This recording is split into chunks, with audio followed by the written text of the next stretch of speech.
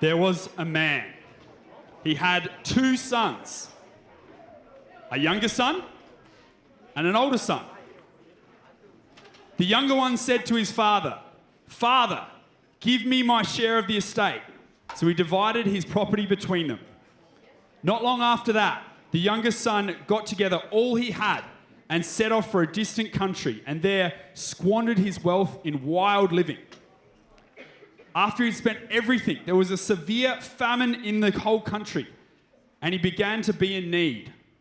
So he went and he hired himself out to a citizen of that country, who sent him to his fields to feed pigs.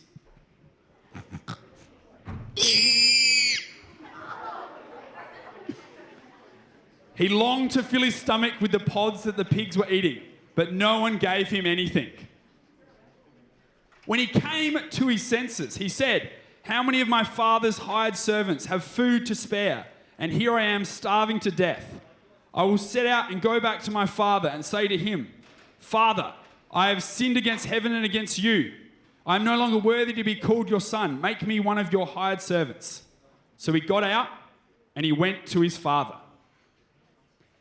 But while he was still a long, long way off, his father saw him and he was filled with compassion for him, and he ran to his son. He threw his arms around him and he kissed him. The son said to him, 'Father, I have sinned against heaven and against you. I am no longer worthy to be called your son.' But the father said to his servants, 'No, quick, bring the best robe and put it on him. Hey. Put a ring on his finger and sandals on his feet. Bring the fattened calf and kill it. Let's have a feast and celebrate.'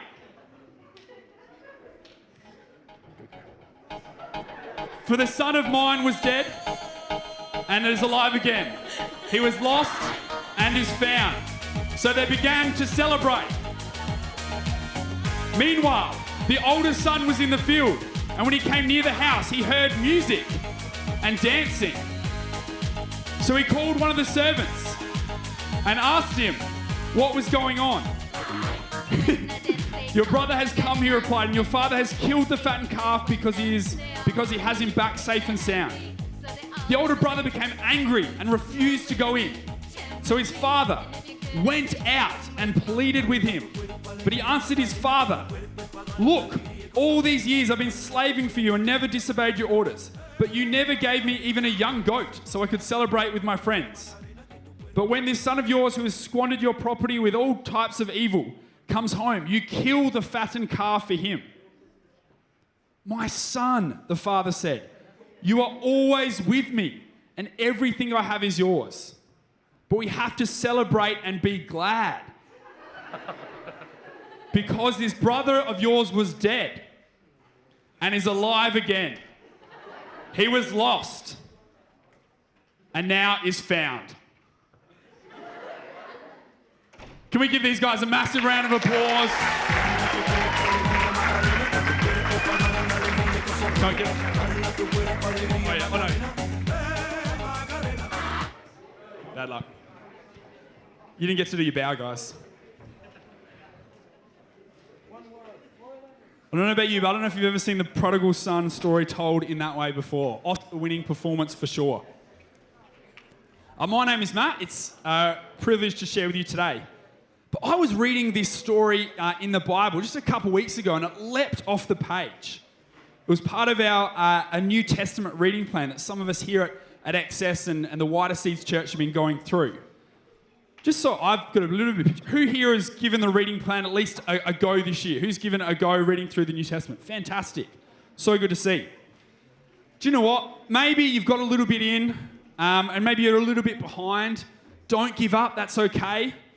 Maybe you want to spend some time on the weekend catching up, or do you know what? I give you a pass if you want. You can just skip ahead to where we are right now, because we're going to be following it on for the rest of the year every now and then throughout term 3 and term 4. And today we looked at John chapter 2, which is John essentially tells us a unique perspective on Jesus' life, and it's a great place to start. So if you don't have the reading plan or you've lost it, there'll be some out as you leave today. Some people will be able to hand it out to you.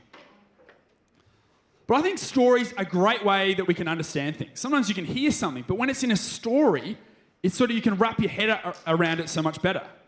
I'm going to put up a photo of a couple books. The first one, anyone read this book or who's seen the movie? Yeah. Can anyone tell me what is the sort of the message that they're trying to get across? What are you trying to learn? Anyone, any ideas? Yeah, save the trees. Pollution, looking after the environment, and sort of against sort of the greed and how that affects it. What about this next one? Anyone read this book? It's a bit of a classic. The Rainbow Fish. Great book. Been reading it to Harvey this last week. Anyone know what this story's about? To be honest, I had no idea until I read it recently. I couldn't remember. Anyone? Yeah, being different, sort of, yeah. Essentially, this fish loves its beauty, loves its scales, and someone asked to share a scale, and he's like, nah. He doesn't have too many friends, but when he actually chooses to share and he shares his scale and he's not so worried about what he looks, he actually finds happiness in that, and it shares about the importance of sharing. Great message. But Jesus tells a lot of stories, which they're actually called parables, and it's a type of story where it helps people understand what God is like and what his kingdom, where he rules and reigns. Whether you know God a lot, a little, or no clue at all what I'm talking about, or even what's happening tonight, I pray that as we unpack this story, that you would actually, firstly, that you would, if you heard this story before, you would see it with fresh eyes, or maybe come to an understanding of who this God is that we've just sung about and what we're talking about right now. This story is about a lost son, sometimes called the prodigal son. It's another word for it. And Jesus is telling this story to a group because there's this group of people that they're called the Pharisees, and they're caught up and they're so stuck up with the rules and what it means to follow God, and they sort of ignore what it means to love and to show mercy. And so these people are getting so angry at Jesus because he keeps hanging out with the wrong crowd. He keeps hanging out with, they were called tax collectors and sinners, but essentially the traitors, the thieves, the people that people today would see as the mess-ups of society. And there's this incredible story, and this, if I was to sum it up in one thing, it would be that God comes to us. What is our step in response? I love this picture. Has anyone ever seen this picture live in the flesh? Anyone? I've had to crop it because it's a little bit not PG. But anyone know who painted this picture? Anyone? Anyone an idea? I have actually completely forgotten. I think it's Michelangelo. Michelangelo, yep. Michelangelo. And this is on top of the Sistine Chapel. Don't fact check me because I think that's correct. It is correct? Yeah, fantastic. And I don't know if you can see this picture. It's a picture of actually God, and it's a picture of Adam. And what do we see with God? God is stretching out as far as he can. I don't know if we can zoom in on that photo. He's stretching out as far as he can. And there's Adam there, sort of just lackadaisical, just sort of put his finger out there, and all he has to do to reach God is just to lift his finger just that little bit. But God is just outstretched, reaching out to him. And that's what we can see in this story. When we read this story, the story is talking about this father, Josh Gomez. Josh Gomez is God in this story. I don't know, I shouldn't laugh. And the youngest son is us, Jamie. What we need to know, we saw this story of what this youngest son did in his life, but I want you to know tonight that you are never too far from God for his love and mercy. That you are never disqualified to know this in your life. Because this youngest son does the absolute unthinkable. Essentially, he says to his dad, I want all the inheritance, which is essentially saying, I wish you were dead and then I could get all the money.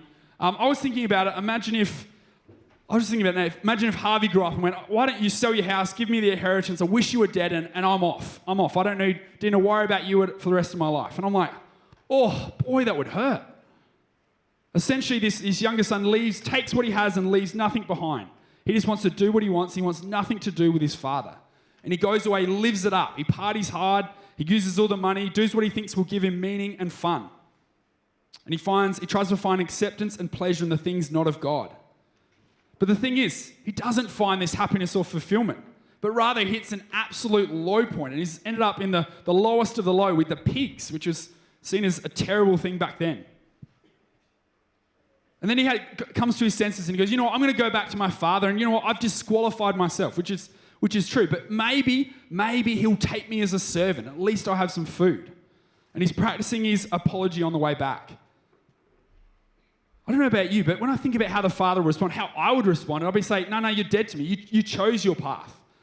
And if I did accept him back, it'd be like, I'm going to give him the cold shoulder. I'm going to make him work for it. I'm going to punish him for what he has done for me. But what happens is the son sets out, but even so the father sees him at a distance. He's looking for him. That God comes to us. Do you know that God is looking for you? That God sees you, that knows you, no matter what you're going through in your life. In this story, the father runs with compassion. He throws his arms around him, gives him a kiss, embraces him. And the son's like, you know what, I've disqualified myself. But how does the father respond? He gives him his best robe, the new excess merch, which essentially is a sign saying, hey, you're not the lowest of the low. You're in a high position. You're accepted by me. He gives him a ring, which is part of the family authority. They use that to sign things, use it for other things. This is, you are part of the family because you have the family ring. And then he gives him sandals because slaves or servants, they don't have shoes. But essentially he's giving him sandals because he's saying, you are my son. And then he has the fattened calf killed to celebrate because it's a special occasion when the lost is found. With God, the lost are found. I wonder in life, maybe you can recognize that maybe a little bit of the loss, the younger son in yourself. I wonder in your life right now, maybe are you feeling a little bit lost? Maybe you're lacking purpose. Maybe you've tried many different things to find your fulfillment in status, in school, in friends and achievement. But you continue to remain lost. Maybe you've tried times in your life where you've tried this God thing, but now you've gone away and you go, you know what, God, I don't need you. I'm going to try my own way. I'm going to find my own way. But I need you to know tonight that God doesn't give up on you, that he sees you, that he actually comes to you. He doesn't force himself on us. But all that we have to do is turn to him, and he is already there with us, outstretched, ready to receive us. That we can go from being lost to being found, part of his family. And maybe you don't know this God, and maybe you feel lost in your life. Maybe you feel like there's something missing. What if God is that thing missing in your life? That he wants to find you, not just find you, but he wants you to be part of his family. It's an incredible thing to know in your life.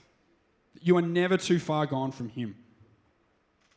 The thing is, this story doesn't just have one lost son, but there's actually two lost sons. We can see it in the older son as well. We see he hears that his other son is back, his other brother is back, and he gets angry and he refuses to come in. The thing is, the father doesn't leave it there. What does he do? He goes out to the older son when he refuses to come in.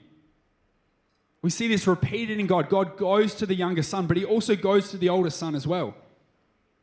The older son goes, you know what, I'm not even going to call him by name. He's just that son of yours. He doesn't even acknowledge him as his brother. And he goes on to his father saying, you know what, I've been slaving away. I've never disobeyed you. I've been doing anything else. But look, what's happened with my life? It hasn't worked out how it should. But the father says, you've always been with me, but everything I have is yours. But when we had to celebrate and be glad because of this brother of yours was dead and is alive again, he was lost and he is found. The thing with this older brother is that he was in the house.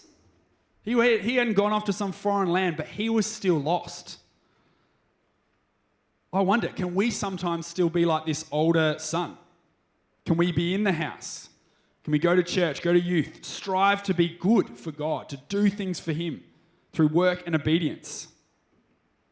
But do we fail to understand God's love and joy in our lives, but also for those lost that are now found? Do we miss the loving, gracious character of God, not just for what we do for God, but rather what he has done for us on that cross? It's not what we've done, but rather what he's done. God comes to us, but what step will we take?